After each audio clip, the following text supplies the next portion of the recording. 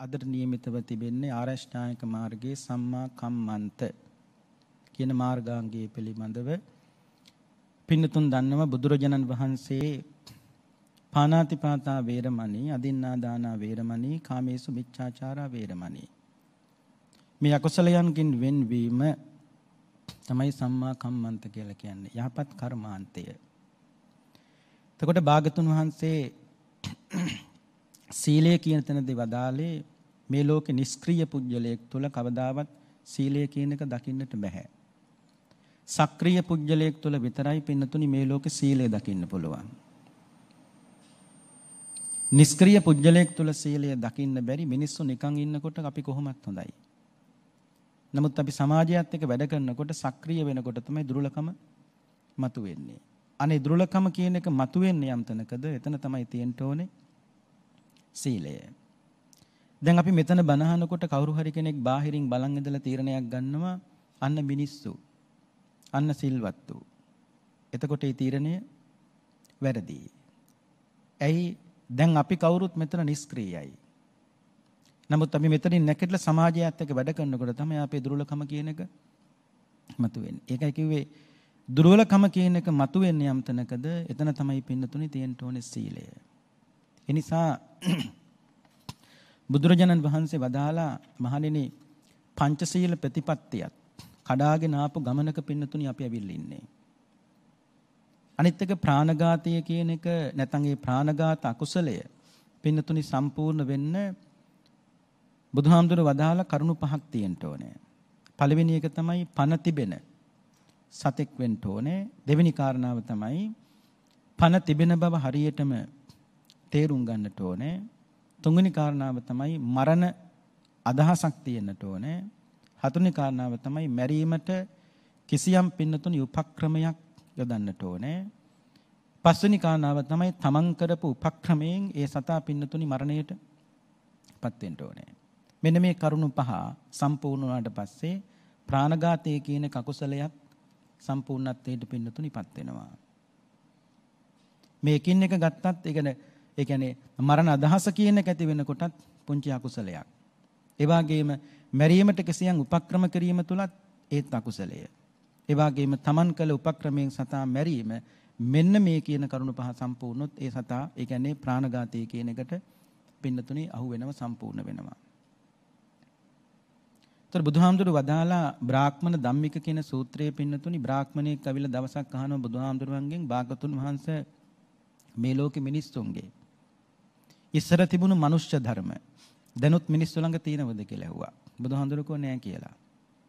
ඉස්සර මිනිස්සු කොච්චර හොඳයිද කියන්නේ බ්‍රාහ්මණය මොන සතා යාගයට ගත්තත් හරකා ඒ කියන්නේ ගවය යාගයට ගත්තේ නෑ. ගවය මැරුවේ නෑ.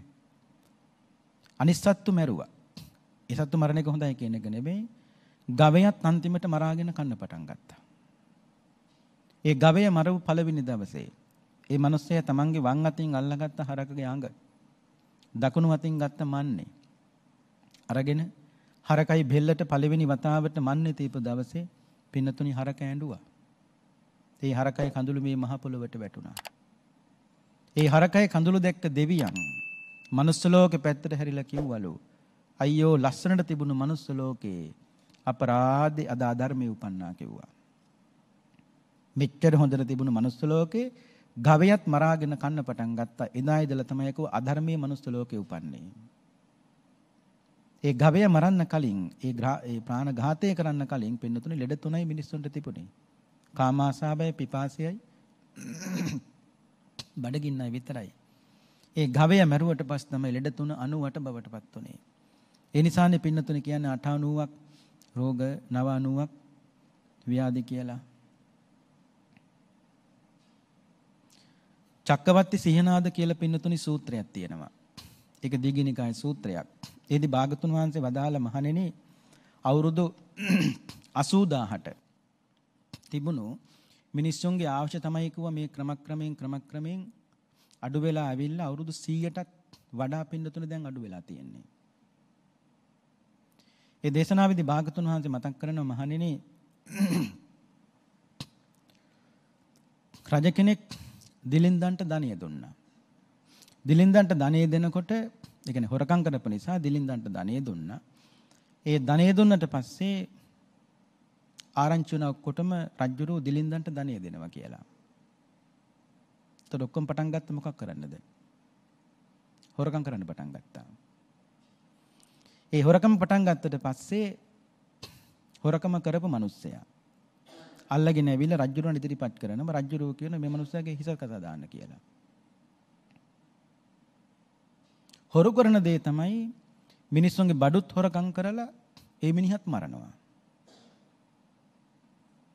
බඩුත් හොරකම් කරලා ඒ මිනිහත් මරනවා. අන්න ප්‍රාණඝාතයේ ලෝකේ හටගත්තා. 80000ට තිබුණු මිනිස්සුන්ගේ පරම ආයුෂ පින්නතුනි අවුරුදු 40000ට අඩු වුණා. ඊට පස්සේ දේශනාව කියන මිනිස්සු කියන හොරකම් කළාට පස්සේ රජුරු වහන හොරකම් කළාද කියලා නෑ කියනවා. බොරු කියන්න පටන් ගත්තා. 40000ට තිබුණු මිනිස්සුන්ගේ පරම ආයුෂ අවුරුදු 20000ට අඩු වුණා. දෙමන ආයුෂ අඩු වෙන්නේ නැහැටි. මේක 100ට අඩු වෙනවා දැන්. ඊට පස්සේ කියනවා කාලයක් යනකොට මිනිස්සු පිස්සුණු බා. ඒ කියන්නේ කේලම් කියන්න පටන් ගත්තා. කේලම කියන එක බහුලව කරන්න පටන් ගත්තට පස්සේ 20000ට තිබුණු මිනිස්සුන්ගේ ආයුෂ පින්නතුනි 10000ට අඩු වෙන්න පටන් ගත්තා. ඊට පස්සේ කාලයක් යනකොට පින්න මිනිස්සු ලස්සනයි, සමහර මිනිස්සු අවලස්සනයි. අවලස්සන මිනිස්සු ලස්සන මිනිස්සු කෙරෙහි ඊර්ෂ්‍යාවයි, කාමයයි ඇති වෙන්න පටන් ගත්තා. කා මිත්‍යාචාරයේ ලෝකේ පින්නතුනි බහුල වෙනකොට 10000ට තිබුණු ආයුෂ 5000 දක්වා අඩු වුණා. ඊට පස්සේ අකුසලයක් බලවත් වෙනවා. ඒ තමයි පරුස වචනයයි කේලම් කියන එකයි දෙක. පරුස වචනයයි කේලමයි. මේ දෙක ලෝකේ බලවත් ලෙස පින්නතුනි කරන්න පටන් ගත්තා. පරුස වචන කියන එකේ කෙලවරක් නැහැ, කේලම් කියන එකේ කෙලවරකුත් නැහැ.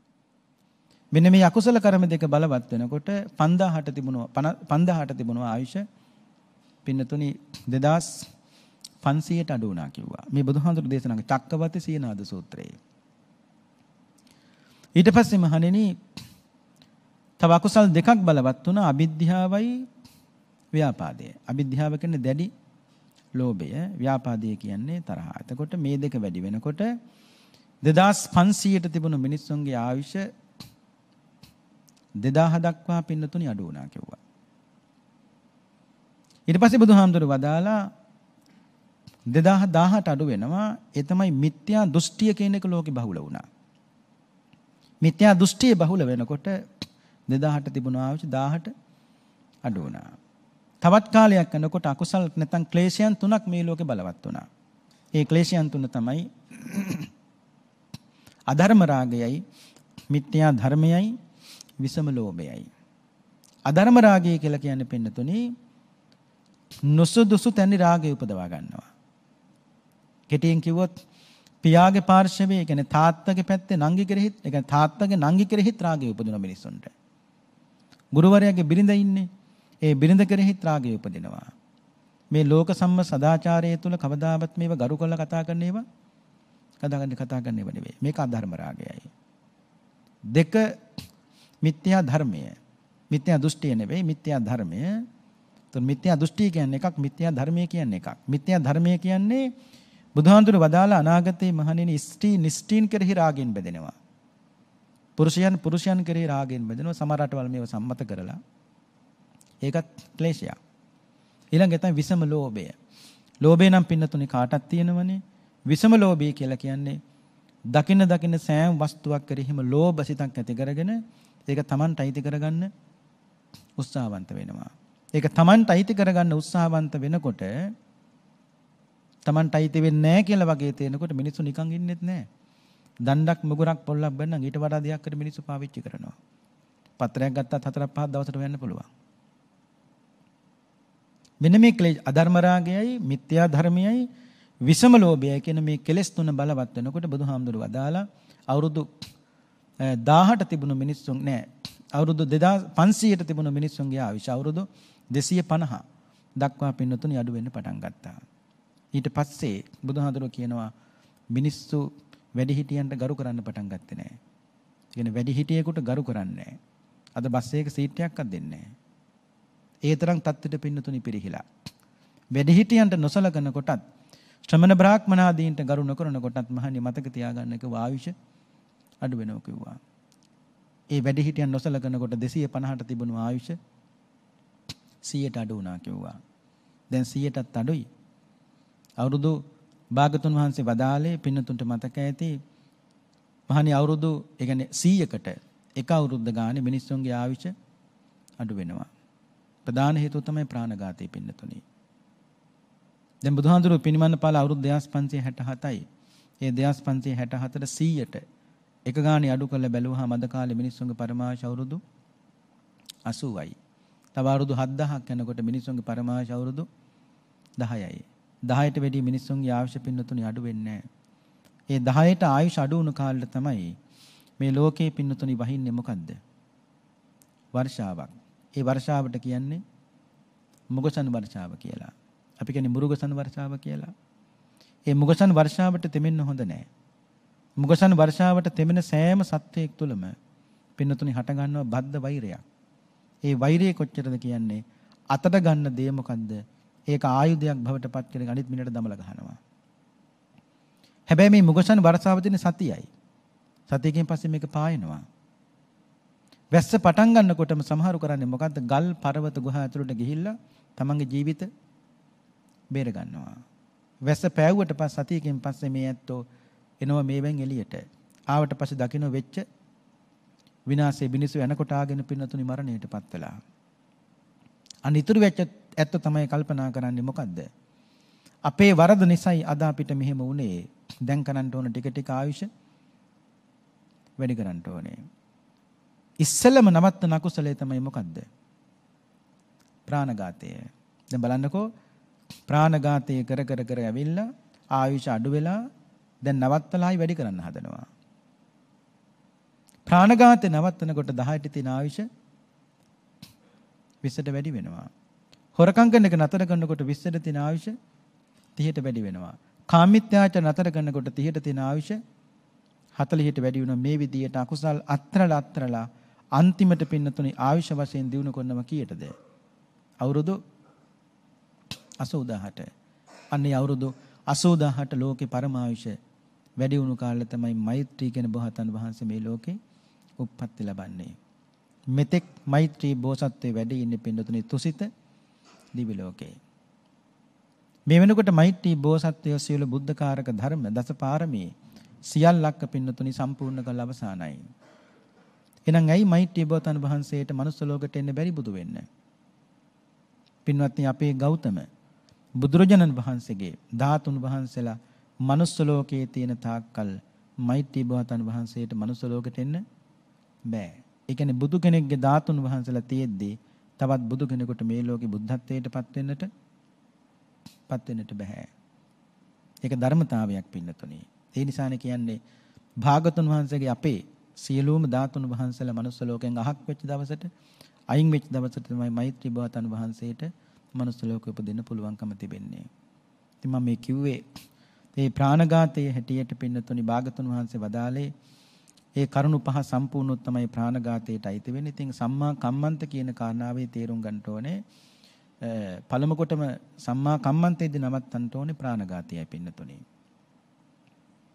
අනිත් එක පින්නතුන්ට මතක ඇති භාගතුන් වහන්සේ මේ සීලයට කොච්චර හොඳ තැනක් දුන්නාද කියලා කියනම් පින්නතුනි අර භාගතුන් වහන්සේ වස් කාලයක් ගත කරන්න කැලෑවට වඩින්න සූදානම් වුණා.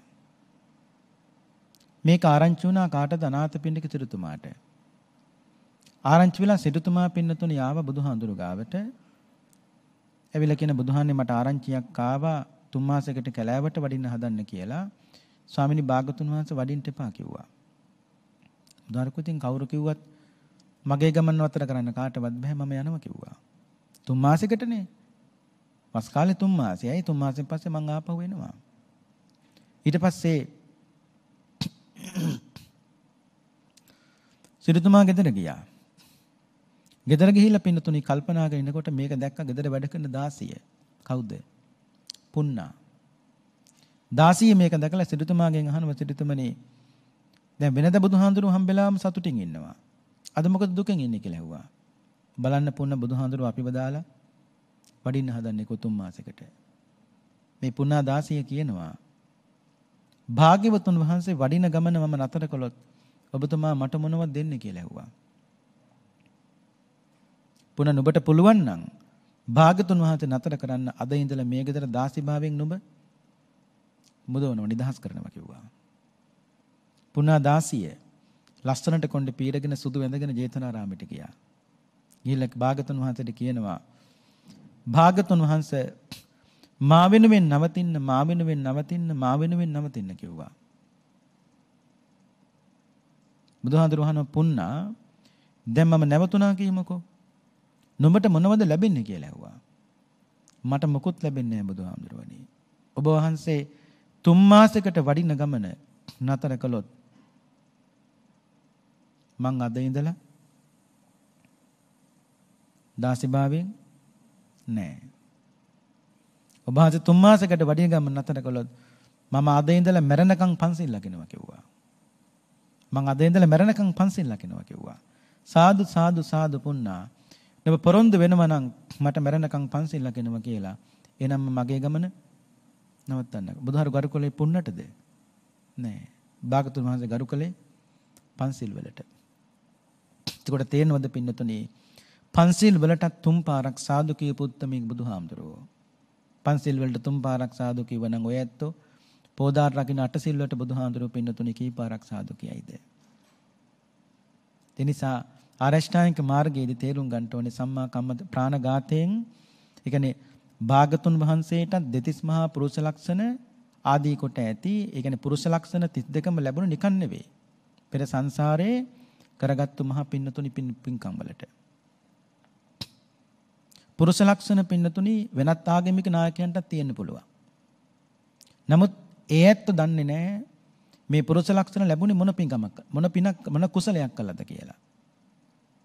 නමුත් මහණනි භාගතුන් වහන්සේ පුරුෂ ලක්ෂණ 32ම තියෙනවා. භාගතුන් වහන්සේ මහණනි දන්නම පුරුෂ ලක්ෂණ 32ම ලැබුණේ කොහොමද කියලා. අන්න ඒකයි වෙනස. දැන් මහා කාශ්‍යප මහ රහතන් වහන්සේ පුංචි කාලේ උපදින කොටත් පුරුෂ ලක්ෂණ 7ක් තිබුණා ශරීරේ. පුරුෂ ලක්ෂණ 7ක්. ඒ නිසානේ පින්නතුනේ භාගතුන් වහන්සේ කවුද? මහා කාශ්‍යප මහ රහතන් වහන්සේ කවුද කියලා අඳුර ගන්නත් මිනිස්සුන්ට බැරි වුණේ. බුදුහාන්ට බහුපැටියෙක්ගේ බඳු වැස් තියෙන්නේ. බහුපැටියෙක්ගේ. බහුපැටිය ගැස් දැකලා තියෙනවා ලස්සනයි. තොර බුද්ධ කාලේ සුභා කියන තෙරණියටත් ලස්සන ඇස් දෙකක් තිබුණා. සුභා කියන තෙරණියගේ ඇස් දෙක හරි ලස්සනයි. ඇයත් හරි ලස්සනයි. ඇය පින්නතුනි භික්ෂුණියක්. දවසක් මිනිස්සෙක් ගිහලා සුභා තෙරණියගේ ඇස් දෙක විතරක් වර්ණනා කරනවා. ඒ වර්ණනා කරනකොට සුභා තෙරණිය කියනවා මිනිස්සයෝ මේ ඇස් දෙක මොනතරම් වර්ණනා කළත් මට රාගය උපදින්නේ නැහනේ. නුඹ මගේ ඇස් දෙක කොච්චර වර්ණනා කළත් මට රාගය උපදින්නේ නැහනේ. මිනිස්සයෝ මේ ඇස් දෙක හරියට ගස්බෙන එක ලාටුවක් වගේ කිව්වා. උඹට ඇස් දෙක දෝනේ. ගලවලා දෙන්නම් කිව්වා. ගස්බෙන ලාටු ගලවන්න පුළුවන්. මේ ඇස් දෙකත් ඕන වෙලාවක ගලවලා දෙන්නම්කෝ. ගලවලා දුන්නා. මේ මිනිස්සයා කල්පනා කළා ඇස් දෙකක් ගන්න නැති ඉස්ටියත් එක මොන කාම සම්පත්තියද දමල ගහලා ගියා යන්නේ. මම මේ කිව්වේ භාගතුන් වහන්සේටත් බොහොම ලස්සන ඇස් දෙකක් තිබුණා. ඒ වගේ සමහරුන්ටත් පින්නතුනි ලස්සන ඇස් තිබෙනවා. නමුත් අපි දන්නේ නැහැ මොන කුසලයක් කළාද ඒ දේ ලැබුණේ කියලා. නමුත් භාගතුන් වහන්සේ පුරුෂ ලක්ෂණ 32ම ලැබුණේ මොන කුසලයක් කළාද කියලා. එකක් නෙමෙයි. සංසාරි පුරා ඒ කියන්නේ දැන් පළවෙනි ගත්ත සුපිහිටි පාද. භාගතුන් වහන්සේගේ සුපිහිටි පාද කියලා කියන්නේ භාගතුන් වහන්සේගේ දැන් අපේ පින්නතුනි කකුලේ විලුඹ පින්නතුනි සමාලලට උස් පහක් තිබෙනවා. භාගතුන් වහන්සේගේ නෑ මුළු සිරිපතුල එක හා සමානයි. එimhe ලැබුණේ මොකක් නිසා නෙවෙයි පෙර සාංශාරික ජීවිතයේ කුසල ධර්මවල ස්ථිරව පින්නතුනි පිහිටා කුසල ධර්ම සිද්ධ කළා. ආවට ගියාට ඕන වටපාටේ පින්කමක් විදියට කළා. අන්න ඒ නිසා ඒ වගේ කියනවා අනිත් එක තමයි පින්නතුනි ප්‍රාණඝාතය කරනකොට උපදින්නේ අඩු ආයුෂයෙන්. උපදින අඩු ආයුෂ කියන්නේ අඩු ආයුෂයෙන් පින්නතුනි මරණය කියන්නේ සංසාරේ ප්‍රාණඝාතය කළා තියෙන නම් අඩු ආයුෂයෙන් පින්නතුනි මරණයටපත් වෙනවා. ඒක නැත්තම් කර්ම විපාකයක් හරි පින්නතුනිහි පිටිපස්සෙන් එනවා ප්‍රාණඝාතයේදී. දැන් පූති ගත්ත හාමුදුරුවෝ ඇඟ පුරාම සැරවා. සිවුරක් පොරවන්න බෑ ඇඟට ඇලෙනවා. සසර කර්මයක් ඒ. ඇයි ඇට සන්ධි වලින් ගැලවි සැරව ගලන්න පටන් ගත්තා. මේ පුවද්ද කර්මය. පෙර සංසාර ජීවිතේ පූති ගත්ත හාමුදුරුවෝ සත්තු, ඒ කියන්නේ කුරුල්ල මරලා කුරුල්ලගේ පිහාටු කඩලා ඒ පිහාටු හයි වෙන තැන තියෙන්නේ. පිහාටු හයි වෙන්නේ ඇට සන්ධි වලට. ඇට සන්ධිත් ගලවන බිඳිනවා. මේ ජීවිතේ පැවිදි වෙලත් පින්නතුනේ අන්න අකුසල කර්මයේ විපාක දුන්නා. ඒ ප්‍රාණඝාතය. ඒ වගේම පින්නතුනේ කාමන්තිස්ස රජුණන්ගේ කාලේ හිටියා වැද්දෙක් මීගලුගු මේ වැද්දෙක් හිටියා මිලක්ක කියලා. මිලක්ක වැද්දා. දඩේ මේ ගියා. එක සතෙක්වත් එදා හම්බුනේ නෑ. කතා මතකද පින්නතුන්ට? එක සතෙක්වත් හම්බුන්නේ නෑ. අන්තිමට පුංචි මුව පැටියෙක් හම්බුණා.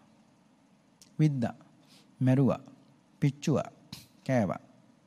දැන් 30යි. වතුර 30ක් එනවා. මොන බලන්න කරපු අකුසල කර්මය. වතුර 30ක් එනවා. පුදුම 30ක් පින්නතුනේ. දන්න හැමතැනම වතුර බැලුවා වතුර නෑ. මේ මිනිස්සයාට මතක් වුණා වැද්දට මේ ළඟ තියෙනවා ආරණ්‍යයක්. ඒ ආරණ්‍යයට ගියා. ආරණ්‍ය වතුර නවරදින විදියක් නෑ කියලා. ආරණ්‍ය කලගෙඩි 10ක වතුර තිබුණා. කලගෙඩි 10ක වතුර දුන්න එක සාමින වාතන මග පේන්නේ නෑ, බිව්වේ නෑ. චුල්ල පිණ්ඩපාතික තිස්සහම්දුරු හදිස්සියේ පින්නතුනේ දානශාලාවට වැඩියා. මේ මිනිස්සයා දැකලා උන්නේ මොනවද හොයන්නේ? සාමිනි වතුර මේ තියෙන්නේ. මට සාමිනි හරි තිමහයි කිව්වා. එහෙනම් අත් දෙක කට ළඟට ලං කරන්නකෝ මං කලිය අරන් වක් කරන්නම් කිව්වා. පළවෙනි කලගෙඩියත් වක් කළා. බීගෙන ගියා. කෙනෙකුට හිතන්න පුළුවන් මෙච්චර මිනිස්සු වතුර බොන්න පුළුවන්ද කියලා. දෙවෙනි කලගෙඩියත් වක් කළා. ඒත් බිව්වා. කලගෙඩි 10ම වතුර බිව්වා. මේ හාමුදුරුවෝ කියනවා මිලක්ක නුඹනම් මේ මිහිපිට මල පෙරේතෙක් කිව්වා. ඒ කියන්නේ මේ ආරණ්‍ය සේනාසනයේ සාමින් මහසලා 30ක් ඉන්නවා. ඒ 30ටම කලගෙඩි 10 වතුර දවසකට සෑහෙනවා. බොන්න. නමුත් අද නුඹේ තනියෙන් ඔක්කොම බිව්වා කිව්වා. මොන බාන්න වෙන්න දේ. අර මොකක් කරව? අර පුංචි මුව පැටිය මරලා ඒක පුච්චලා ඒ කැලෑවිදිම කාලා ඔන්න තිබහා. ඒ බලන්න ඒව හැටි. ඊට පස්සේ පින්නතුනි භාගතුන් වහන්සේ තව සූත්‍රයක් දේශනා කළා. බොහොම ලස්සන සූත්‍රයක් අග්ගඤ්ඤ සූත්‍රය කියලා. ඒ දීඝනිකායමයි. ඒ අග්ගඤ්ඤ සූත්‍රයේ බුදුහාමුදුරු වදාලා මහණෙනි කල්ප විනාශය. ඒ කියන්නේ සූර්ය 7ක් පායලා මේ කල්පේ විනාශ වුණාට පස්සේ ඒ කියන්නේ මේ ගිනි අරගෙන මුළු විශ්වයම විනාශ වෙනවා. එදාට හටගන්න ගිනි දැල් අවසන් වෙන්නේ ආබස්සර බ්‍රහ්ම ලෝකයෙන්. ආබස්සර බ්‍රහ්ම ලෝකයෙන් යට පින්නතුනේ සියල්ලම දැවිලා පිච්චිලා අලු දූලි බවට පත් වෙනවා. ගිනි අරගෙන මේ ලෝකෙ විනාශ වුණාට පස්සේ මේ ලෝකේ තියෙන හරියට මිදිච්ච කිරි හට්ටියක් වගේ. එදාට මේ පොළව හරි රසයි. පොළව රසයි. රස පොළවක් තියෙන කියලා කියන්නේ. ඉතර කියන්නේ පින්නතුනේ බතක් කිව්වත් මුළු පළාතටම සුවඳයිනේ. මේ පොළවේ තියෙන ජීව ගුණය නිසා. දැන් එහෙම නැහැ. මිනිස්සු අධර්මික වෙනකොට ප්‍රාණඝාතය කරනකොට පින්නතුනි වෙන එකම දේ තමයි පොළවේ තියෙන ජීව ගුණය පොළව යටට බහිනවා. බුද්ධ කාලෙත් එහෙම සිද්ධියක් වුණානේ මතකයිනේ. අර මොගලන් මහරහතන් වහන්සේ තමයි මේ සිද්ධිය දැකලා බුදුහාමුදුරුවෝ බුදුහාමුදුරුවනේ ඉන්දියාවේ ප්‍රාන්තයක් තියෙනවා වහින්නේ. ඒ වගේම මිනිස්සුන්ට කන්න බොන්න නැහැ. ඒ වගේම ඒ මිනිස්සුන්ගේ හිටවන්නේ පැල කරන්නේ මොනවද? මුකුත් පැලවෙන්නේ නැහැ. ඇයි? පොළොව උඩ තියෙන සාරය මිනිස්සුන්ගේ අධර්මිෂ්ඨකම නිසා පොළොව වැරට බහැලා කිව්වා. ස්වාමීනි ඔබ වහන්සේ අවසර දෙනම නම් මට පුළුවන් කිව්වා පොළොව උඩ තියෙන සාරය පොළොව යට තියෙන සාරය පොළොව උඩට ගන්න. ඒ කියන්නේ බුදුහාඳුර ප්‍රතිහාරය පාන්න එපා කියලා තිබුණනේ මතකයිනේ. අවසර දුන්නා. මොග්ගලණ මිනිස්සුන්ගේ යහපත වෙනුවෙන් ඒක කරන්න කිව්වා. මොග්ගලණ මහරහතන් වහන්සේ ප්‍රාන්ත මිනිස්සු වෙනත් ප්‍රාන්තයකට යන්න කියලා පොළොව යට තිබුණු සාරය පොළොව උඩට ගත්තා. මම මේ කිව්වේ අධර්මිෂ්ඨකම වැඩි වෙනකොට ප්‍රාණඝාත වැඩි වෙනකොට වෙන එකම දේ තමයි පොළොව උඩ තියෙන සාරයේ පින්නතුනි පොළොව යටට බහිනවා. ඒක සම්මා කම්මන්ත නැති වෙනකොට පින්නතුනි. ඊට පස්සේ දෙවෙනි එක තමයි බුදුහාමුදුරෝ භාගතුන් වහන්සේ මතක් කළේ අදත්තා දානය. අදත්තා දානය කියන කාරණාව පින්නතුනි නැත අකුසලය සම්පූර්ණ වෙන්න නම් ඒත් බුදුහාමුදුරෝ වදාලා කරුණු පහක් සම්පූර්ණ වෙන්න ඕනේ. පළවෙනි එක තමයි අනුන් අයත් වස්තුවක් නැත්නම් දෙයක් බවට පත් වෙන්න ඕනේ පළවෙනි එක. දෙවෙනි එක තමයි අනුන් අයත් වස්තුවක් බව පින්නතුනි හරියටම තේරුම් ගන්නට ඕනේ. තුන්වෙනි කාරණාව තමයි හොර හිත. ඒ කියන්නේ ගන්න ඕනේ කියලා හොර හිත. හතරෙනි තමයි ගැනීමට යම්කිසි උපක්‍රමයක් යොදන්න ඕනේ. පස්වෙනි කාරණාව තමයි ඒ උපක්‍රමයෙන් පින්නතුනි ඒ භාණ්ඩය ගැනීම. මෙන්න මේ කරුණු පහ සම්පූර්ණ වුණාට පස්සේ සම්පූර්ණ එකම දේ මොකද්ද? අදත්තාදානය සම්පූර්ණ වෙනවා. එන හොරකම සම්පූර්ණයි. ඔය අග්ගඤ්ඤ සූත්‍රයේ භාගතුන් වහන්සේ වදාලා ඒ කාලේ පින්නතුනි පැලවුනේ මහ පොළොවේ ඇල් හාල් විතරයි. ඒවයි 10 කුරුටු එම නැහැ. දැන් අද වී කොටන්න ඕනනේ. ඒ කාලේ එහෙම නැහැ. ඒ කියන්නේ 10 නැහැ. තනිකර පැලවෙන්නේ පින්නතුනි ඇල් හාල්. දවල්ට යන්න ඕන නම් උදේට ගිහිල්ලා ඇල් හාල් කපන් එනවා. රැයට යන්න ඕන නම් දවල්ට ගිහිල්ලා කපාගෙන එනවා. ඒ කියන්නේ Tamanට අවශ්‍ය ටික විතරයි අරගෙන එන්නේ. මේ මිනකොට එක මිනිස්සෙක් කල්පනා කළා මේක මහා කරදර යන්නේ. දවස් දෙකකට කපන් එනවා. දැන් මේ තණ්හාව ඇති වෙන හැටි. අන්තිමට දවස් 8කට කැපුවා. දවස් 8කට කපාගෙන ආවා. ඊට පස්සේ මිනිස්සු කරපු දේ තමයි තමන්ගේ ඇල් හාල් කොටස් ටික ටික කොටස් වෙන් කරගත්තා. ඉතින් ඒ කියන්නේ මේ කොටස මටයි තියෙන්නේ මේ කොටස මටයි තියෙන්නේ. මේ බණ හොරකම ඇති වෙන හැටි. සමහර මිනිස්සු තමන්ටයි තියෙ කොටසෙන් කපන්නේ නැතුව ඇල් හාල් අනුන්ගේ වෙනුත් කපන් එනවා. අයිතිකාරය ඇවිල්ලා අහනවා උඹ මගේ කොටසනොත් කැපුවේ නේද කියලා. නෑ මං කොහෙද කැපුවේ? හොරකමත් ඔන්න බලන්නකෝ හොරකමත් පටන් ගත්තා. හොරකම පටන් ගත්තට පස්සේ තමයි භාගතුන් වහන්සේ වදාලා මිනිස්සු විසින් තීරණයක් කරගත්තා හොරකම් කරායට දඬුවම් දෙන්න අපි මහා සම්මත රජෙක්පත් කරගන්න ඕනේ.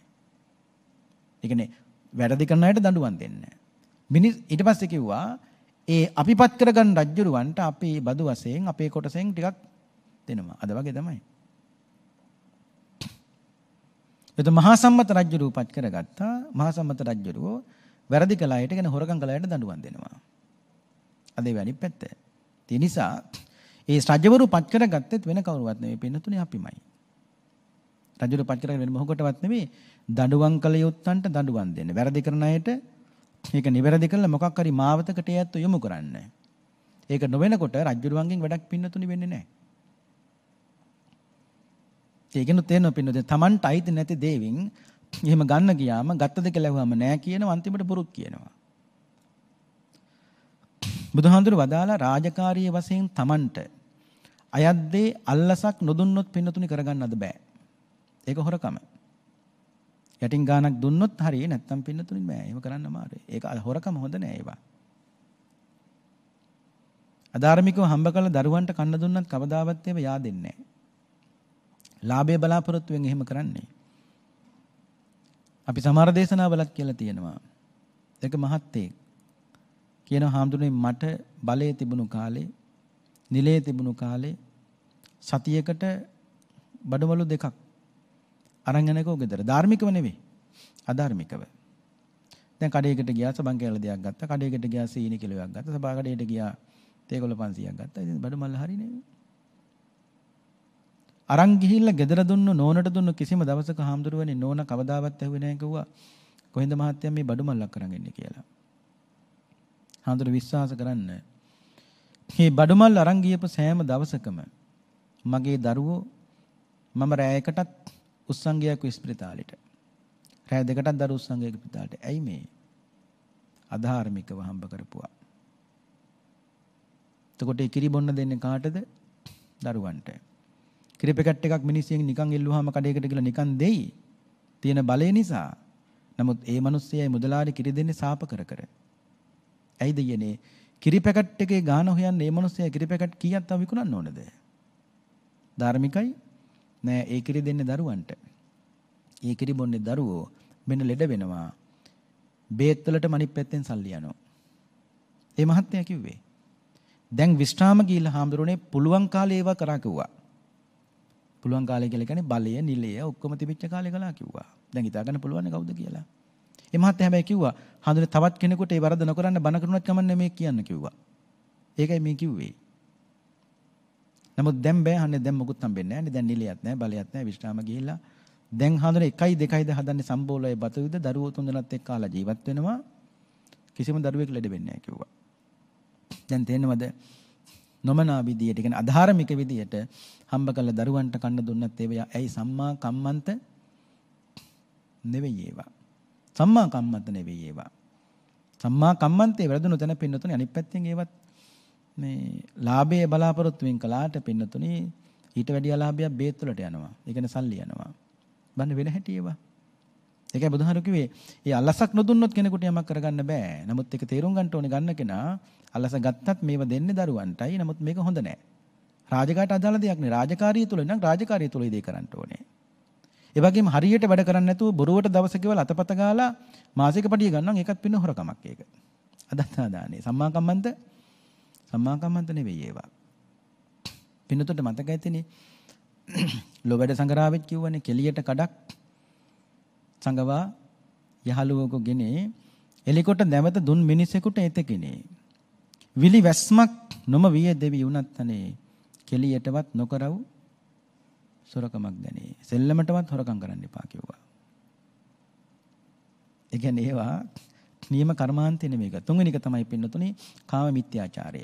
කාමේසු මිත්‍යාචාරය. කාම මිත්‍යාචාරය. ඒක කාම මිත්‍යාචාරය සම්පූර්ණ වෙන්න භාගතුන් වහන්සේ වදාළ ගැහැණු පිරිමි ආදී දෙන්නෙක් වෙන්නට ඕනේ. ඊට පස්සේ මෙවුන්දම් සේවනය කිරීමේ අදහස තියෙන්න ඕනේ. මෙවුන්දම් සේවනය කිරීමේ ප්‍රයෝගය තියෙන්න ඕනේ. ඒ මෙවුන්දම් සේවනය කිරීම තුළ ආස්වාදී විඳින්නට ඕනේ. මෙන්න මේ කරුණ ටික සම්පූර්ණ වෙනවා නම් ඒ කාම මිත්‍යාචාරයයි. අග්ගඤ්ඤ සූත්‍රයේම කොටසක කියනවා පින්නතුනි භාගතුන් වහන්සේ මහණෙනි ඉස්සර මිනිස්සු ලස්සනයි සමහර කෙනෙක් අවලස්සනයි අවලස්සන මිනිස්සු වර්ණවත් අය කෙරෙහි ලස්සන මිනිස්සු කෙරෙහි රාගය කියන එක උපදවා ගත්තා. මේම කාලයක් යනකොට ස්ත්‍රියට ස්ත්‍රීලිංගියත් පුරුෂයාට පුරුෂලිංගියත් මේ ආදී වශයෙන් පහළුණා. ස්ත්‍රිය බොහෝ වෙලාවක් පුරුෂයෙක් බලන් ඉන්නවා. පුරුෂය ස්ත්‍රියට බලන් ඉන්නවා. කාම ගින්නෙන් මේ කය පින් දැවෙනවා. ඒ රාගය ඇති වෙනකොට පින්නතුනේ කය පිච්චෙනවා. ඒ කය පිච්චෙනකොට රාගයෙන් දැවෙනකොට එයත්ෝ කාමාදී ආසාවන් ඉෂ්ට කරගත්තා වැඩිපුර කාලයක්. ඒ කාමයේ යෙදීමේ තියෙන අවශ්‍යතාවය නිසා ගෙවල් දොරවල් හදන්න පටන් ගන්න වහුන් වෙන්න. ඒ කියන්නේ මුලා වෙන්න ගෙවල් දොරවල් හදන්න පටන් ගත්තා කිව්වා. වරදක් දෝෂයක් නෙමෙයි මේ කියන්නේ. ඒ අවලස්සනයි ලස්සනයි කෙරෙහි රාගය උපදවාගෙන කාම මිත්‍යාචාරය පටන් ගත්තා කිව්වා. අන්තිමට මිනිස්සු වසලය කියලා බැලලා තියෙන්නේ. අලුවලුයි ගොමවලුයි දමල ගහනවලු. අදත් ඉන්දියාවේ භාර්යාවක් තිකන සරණ පාවාගෙන යනකොට ලෝකෝපපත්ති වංශ කතාවන මිනිස්සු අලුවලුයි ගොමවලුයි දමල ගහනවා. ඒ වංශ කතාවේ ආරම්භය තමයි පින්නතුණි යතන. අද වුණත් ඒ දේ මිනිස්සු ඉන්දියාවේ කරන්නේ ඒ කියන්නේ බිරිඳක් තමන්ගේ ගෙදරට ඒ කියන්නේ සාමිදීන් එහෙම කැඳවාගෙන යනකොට අලුවලුයි ගොමවලුයි දමල ගහන්නේ ඒක විහිළුවට වගේ කරන්නේ ඒවා. එහෙම දේවල් තියෙනවනේ. නමුත් ලෝකෝපපත්ති වංශ කතාව තමයි පින්නතුණි අන්න අතන අග්ගඤ්ඤ සූත්‍රයට අනුව භාගතුන් වහන්සේ වදාළේ.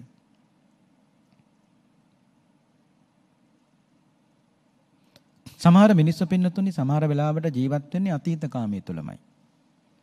ඔය ඇත්ත කායික වශයෙන් අතීතයේ කාමයක් වින්දා. දැන් ඒ කාමය නිකන්වත් හිතන්න එපා වර්තමානයේ තුල. හේතුව තමයි අතීත කාමයේ ගැන ආයි හිතන්න වර්තමානයට ගන්න වෙන එකම දේ තමයි වර්තමානයේ තුල හේතු හැදෙනවා. අතීත ඔය ඇත්ත විඳපු කාමයේ ගැන දැන් හිතනකොට සතුටක් නැද්ද? සතුටක් තියෙනවා. නමුත් ඒ සතුට වෙන්නේ මොකේද? දුකට සැපතකටද? දුකට. දුකට සතුට වෙන කෙනා කවදාවත් දුකින් මිදෙන්නේ නැහැ. ඒසක් කායික වශයෙන් අතීතයේ කාමයක් වින්දනම් දැන් ඒ කාමයේ වර්තමානයට ගන්න එපා. වර්තමානයේ තුල හිතන්න එපා. අතීතයේ විඳපු කාමයේ අතීතයට යන්න දෙනවා මිසක ඒක වර්තමානයට ගන්න එපා. ගත්තොත් වෙන එකම දේ තමයි වර්තමානයේ තුල හේතු හැදෙනවා. හේතු සකස් වෙනවා. හේතු සකස් වෙනකොට අනාගතයට නම් හරේ ඵලයකුත් සකස් වෙලා. ඒ හේතුඵල ධමයක් නෙමේක. ඔය ඇත්ත හොඳටම දන්නවා මේ කුණු ගොඩ මේ කුණු පංචස්කන්ධය ලබන්නේ නැතුව ආයි කාමයක් විඳින්න පුළුවන්ද බැරිද? බෑ.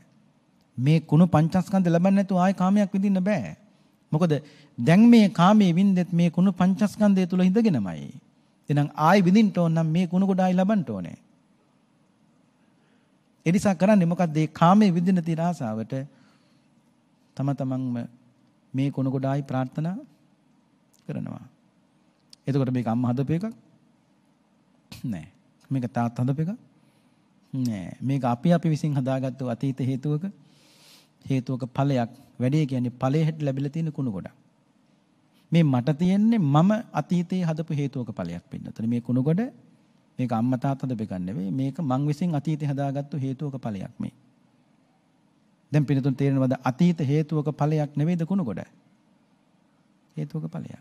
දැන් මේ වර්තමානයේ තුල මේ කුණු ගොඩ ලබාගෙන මම මේ ජීවිතය තුළ හේතු හැදුවොත් අනාගතයටත් මේ කුණකොට මේ විදිහටම ලැබෙනවා. ඒකයි කිව්වේ ඔයත් කිසි කෙනෙකුට ආයි කාමයක් විඳින්න බෑ මේ කුණකොට ලබන්නේ නැතුව. ඒ නිසා කරන්නේ මොකද්ද? කාමයේ විඳින්න තියෙන ආසාවට නැවත නැවත මේ කුණකොඩම ප්‍රාර්ථනා කරනවා. පංචකාම සම්පත්තිය නිසා සමහර මිනිස්සු විඳින සුවය සමහර මිනිස්සුන්ට තේරෙන්නේ මේ ආත්මේ ලබන නිවනක් වගේ. කාමයේ නිසා විඳින සුවය ඉන් එහා ලෝකයක් නෑ සමහර මිනිස්සුන්ට. ඒකම තමයි එකම ලෝකේ. රාගයට කාමයට එකතු වෙන්න කවදාවත් ඊළඟ ජීවිතේ ප්‍රාර්ථනා කරන්න එපා. ප්‍රාර්ථනා කරන්න පින්කම් වලට එකතු වෙන්න. අඹසම යුවලක් හැටියට ඒ දෙන්න කැමති මේ ජීවිතේ වගේ ඊළඟ ජීවිතේ එකතු වෙන්න. සමහරු කියන්නේ මගේ මහත්ය ඊළඟ ආත්මෙත් ලැබෙන්න ඕන හනේ බෝධිසත්වයෙක් වගේ. එතකොට මහත්යම ප්‍රාර්ථනා කරන්නේ ඇයි? රාගයට නෑ. කාමයට ඊළඟ ජීවිතේ මහත්ය ප්‍රාර්ථනා කරන රාගයට කාමයට නෙවෙයි පින්කම් වලට. ඒ කියන්නේ නකුල මාතා නකුල පිතා ගත්තත් එහෙමනේ. නකුල මාතාවට නකුල පිතාම ඊළඟ ජීවිතයටත් ඕන කිව්වේ ඇයි? කාමයක් විඳින්නද? නෑ.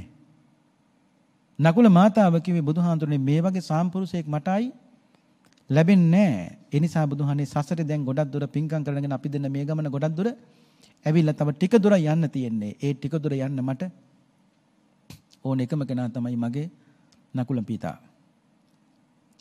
එහෙනම් ඒ ඕනකම තියෙන රාගයට එකතු වෙන්නේ නැහැ පින්නතුනේ. කාමයට එකතු වෙන්නේ නෙවෙයි. ඒ දෙන්නට ඕන ඉක්මනට සසර ගමන හරි ලස්සනයිනේ පින්නතුනේ. කොච්චර ලස්සනද බලන්නකෝ.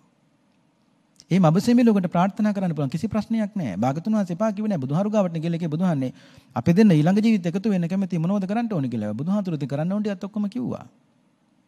ඒ සියල්ලත් කියලා භාගතුන් වහන්සේ කාමයේ රාගයට නම් ප්‍රාර්ථනා කරන්න එපා. පින්කම් වලට ප්‍රාර්ථනා කරමු.